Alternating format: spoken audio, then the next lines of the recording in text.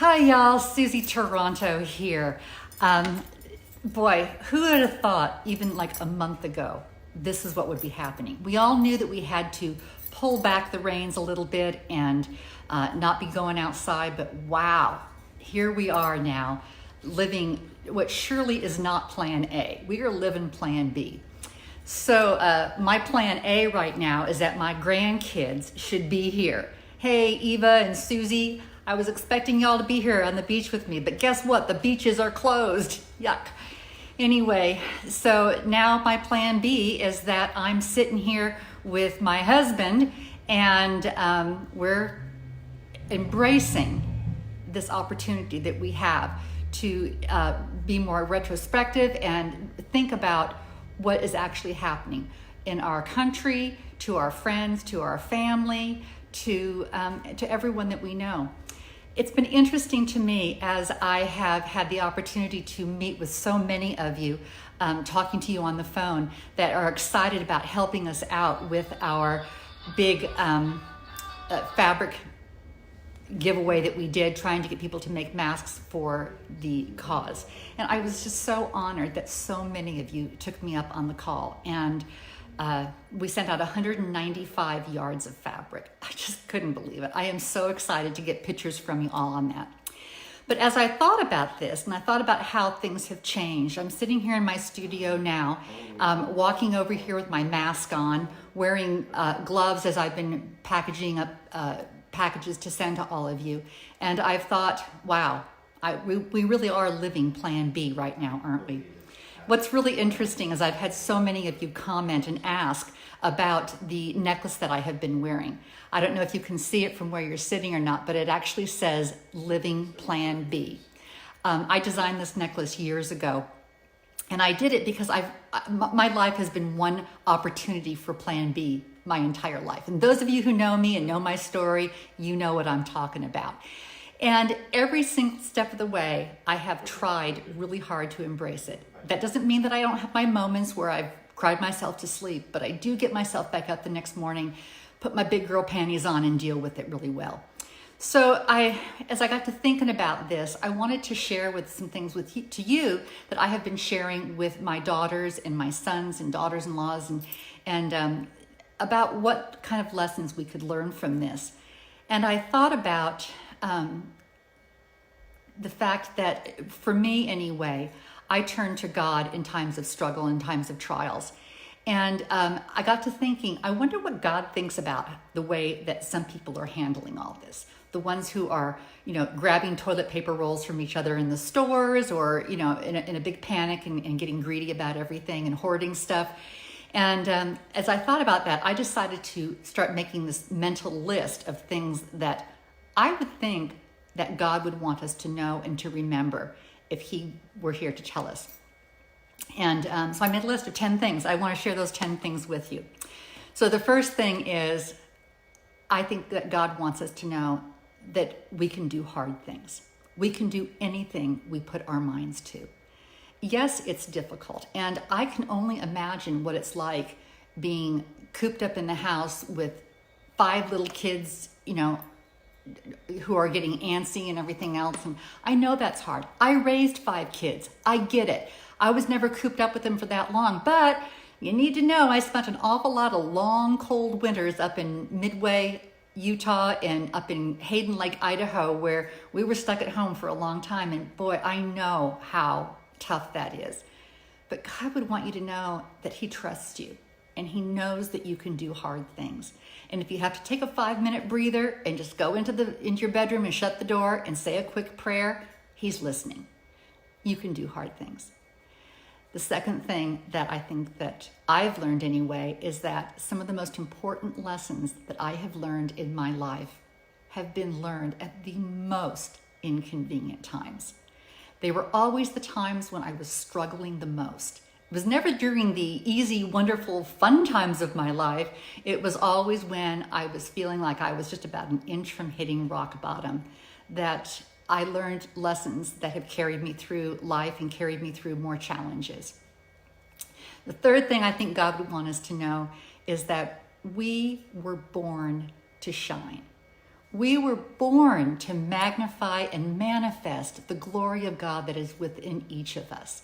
And it is our responsibility to shine and illuminate the world, especially at a time like this when the world could use a little sunshine and illumination. Let's reach out, and we have so many more easy ways to do that now than we've ever had in history. I can remember when I was a little girl and I had a pen pal on the mainland, and it would just take a long time to get mail back and forth, and I sometimes felt a little isolated from my friends. Now you can pick up the phone so easy and call. It doesn't cost anything. You call nationwide. You can text nonstop. You can send videos and chats. Oh my gosh, we've been video chatting with our grandkids and we have been loving every minute of it. So reach out and share some of your light with the world. The fourth thing that I've got on my list, I think is going to be a hard one because we're finding ourselves more cooped up with each other than ever. And I got to admit, Al Toronto's been getting on my nerves just a little bit. And I know I've been getting on his. We need to instantly forgive everyone of everything. It's our responsibility to forgive and let go. When we do that, we are the ones that become a better person for it. We are the ones that let go of those grudges and that frustration. Just let it go and forgive everyone of everything. Which leads me to my next number 5. Be kind. Be nice. I get it. Our nerves are getting kind of on edge and we're getting cooped up and everything. But my mama used to always say, you may go through life and you may do some things that you regret, but the one thing that you will never, ever regret is being too kind. So just be nice to everyone. We've ventured out now twice during the last 18 days to pick up some extra groceries. And I made a point to thank every single person I could find in the grocery store that was working there. They're heroes too, and they need to hear it. They need to hear that we appreciate them. Now, you may wonder why I've zeroed out the grocery store employees and not necessarily the medical ones. Their medical ones are getting the attention, and yes, they are in the trenches and they are having a hard time. I have a daughter that works full-time at a grocery store, and she is exhausted right now. Hey, Cindy Lou, I love you, babe. And she is, working 55 to 60 hours a week. Let's make sure that we thank the people in those essential jobs, like the gas stations and the grocery store people, and bless their hearts, the people who are picking up our garbage once a week. I left a note taped to my garbage can thanking them. So let's be kind and be nice to everyone we come across. We just really don't know what kind of battles that they are fighting at home as well. And in this time when it's so easy to get our nerves on edge, my number 6 couldn't be more appropriate, I don't think. Let your life and your actions define the very word of integrity. Just make sure that whatever you do, you're doing the right thing for the right reason. Not what's more beneficial to you, not what's more beneficial to your family or your kids. Step back and ask yourself, what's the right thing to do here? Is it right to take 10 packages of toilet paper because there are 10 packages on the shelf? No, take one. Just take one package and there'll be more. We have been assured that stuff is coming. Just, let your life define the word integrity. Number 7 is a follow-up to that one. No one has ever become poor by giving of themselves. Figure out what you can do to give for yourself. If you have an elderly or someone who is more immune compromised than you are, give them a call if you are going to venture out to the grocery store and ask them what you can pick up for them. Wrap it up in bags, leave it on their doorstep, and run that errand for them. There is absolutely no use at all why 2 people need to be exposed when only one person can and get the stuff for the other person. So, give of yourself. It doesn't cost anything, and it's what we need to do in this time right now. Because number 8, we rise by lifting others. We are the ones that benefit. I think back on the opportunities that I have had to serve over the last 62 years of my life. Yes, I'm 62 years old. The last 62 years of my life. And without exception, every time I have had the opportunity to lift someone else up, it just comes rolling back in at me. So remember that as you're serving others. Number 9, this is an easy one, I think, but maybe not so easy for everybody. Do as much as you possibly can. Try to be self-sufficient.